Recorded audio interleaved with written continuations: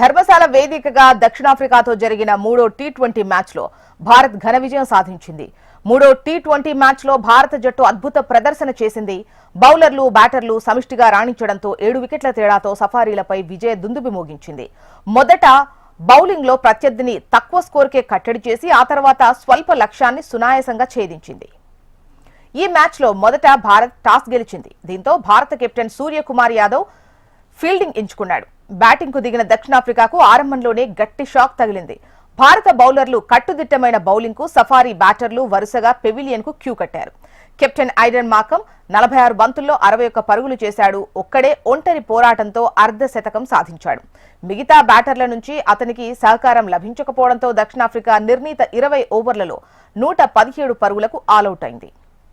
భారత బౌలర్లలో హర్షదీప్ సింగ్, వరుణ్ చక్రవర్తి, హర్షిత్ రాణా, కుల్దీప్ యాదవ్ తలా 2 వికెట్లు తీసి సఫారీల పతనాన్ని శాసించారు. హార్దిక్ పాండ్యా, శివన్ దూబే చెరో వికెట్ తీశారు. ఆ తర్వాత 118 పరుగుల స్వల్ప లక్ష్యంతో భారత్ బరిలోకి దిగింది.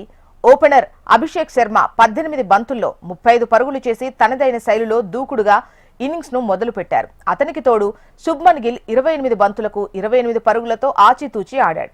దీంతో 5 ఓవర్లలోనే భారత్ వికెట్ నష్టపోకుండా 60 పరుగులు రాబట్టింది. చివర్లో తిలక్ వర్మ 25 పరుగులు చేశారు. భారత్ 15.5 ఓవర్లలోనే 3 వికెట్లు కోల్పోయి లక్ష్యాన్ని అందుకుంది.